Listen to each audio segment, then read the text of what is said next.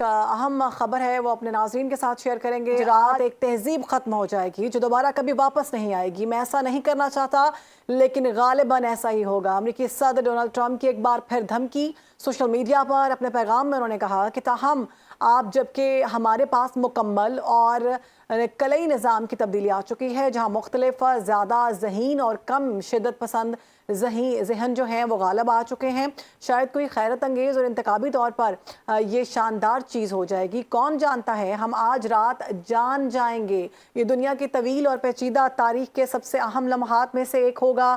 47 سالہ بھتہ خوری، بدعنوانی اور موت کا دور آخرکار ختم ہو جائے گا۔ ایران کے عظیم عوام پر خدا کی رحمت ہو۔ یہ جو اہم خبر ہے یہ آپ تک پہنچا رہے ہیں۔ یہ ڈونلڈ ٹرمپ کی ٹویٹ سامنے آئی ہے جس میں وہ کھلم کھلا ایران کو دھمکی دے رہے ہیں، اور یہ کلیئر بات کرنا کہ 47 سال کی یہ رجیم جو ہے یہ ختم ہو جائے گی، بھتہ خوری ختم ہو جائے گی۔ امریکی صدر کی ایک بار پھر ایران پر دھمکی، آپ کیا سمجھتی ہیں ڈاکٹر صاحبہ؟ یہ کس طرف اشارہ ہے؟ کیا جس چیز کا خطرہ ہے، جو چیز ہم سمجھ رہے ہیں وہ تو نہیں ہونے والا؟ دوبارہ سے ہیروشیما یا ناگاساکی والے کوئی معاملات تو نہیں آئیں گے؟ جی گاڈ فوربڈن ایگزیکٹ ورڈنگ سے تو بالکل ایسا ہی لگتا ہے کہ شاید کچھ ایک بار پھر سے امریکہ کچھ ایسا ہی کرنے جا رہا ہے، لیکن یہ پہلی دفعہ ہمیں ایسا نہیں لگا۔ یہ ان کی گزشتہ بہت ساری ٹویٹس میں ہمیں پہلے بھی لگ چکا ہے، اور 6 اپریل کی ڈیڈ لائن بھی ختم ہو گئی تھی، اور میں سمجھتی ہوں کہ ایران کی جانب سے جو ہے وہ سعودی عرب کی آئل کی تنصیبات پر حملہ کیا جانا اس طرف نشاندہی کرواتا ہے کہ رات کو پریس کانفرنس میں بھی ٹرمپ نے ایران کی آئل کے حوالے سے بات کی تھی نا، کہ جیسے وہ ایران کی آئل کے اوپر ایسے نظر رکھے ہوئے ہیں۔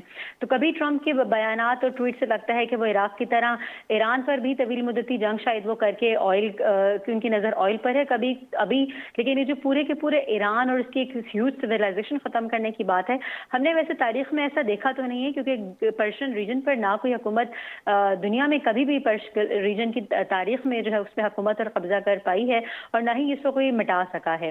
تو اب اس بات میں کہاں تک صداقت ہے کہ ٹرمپ کیا کر سکے گا، اور ٹرمپ کی اپنے، میں نے جیسے کہ ویری فرسٹ ڈے سے کہہ رہی ہوں کہ ان کے پینٹاگون اور ان کے جو اب تو ان کے سینیٹرز بھی ان کے خلاف بولنے پر آ گئے ہیں، اور نائب صدر تک کی جو بات کی گئی ہے وہ ٹرمپ انتظامیہ کے لیے گئی ہے۔ رجیم چینج کی بات جو سننے میں آ رہی ہے وہ ٹرمپ انتظامیہ کے بارے سننے میں آ رہی ہے۔ 80 لاکھ سے زیادہ افراد سڑکوں پر ٹرمپ کے خلاف نکلے ہیں۔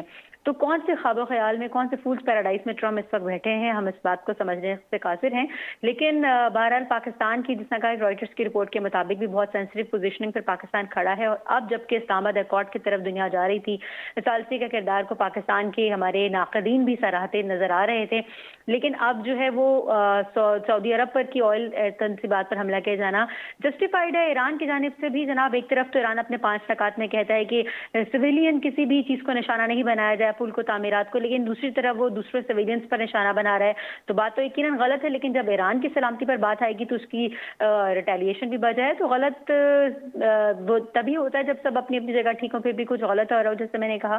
تو بالکل وہی ہو رہا ہے کہ ایران کا اس وقت ریٹیلیٹ کرنا بھی ٹرولی جسٹیفائڈ ہے۔ آئل تنصیبات پر حملہ نہیں کرنا چاہیے تھا، کیونکہ آلریڈی آئل پرائسز جس نہج پر پہنچ گئی ہیں، نہ صرف پاکستان جیسے ممالک کے لیے، چائنا، جاپان جیسے ممالک کے لیے بھی۔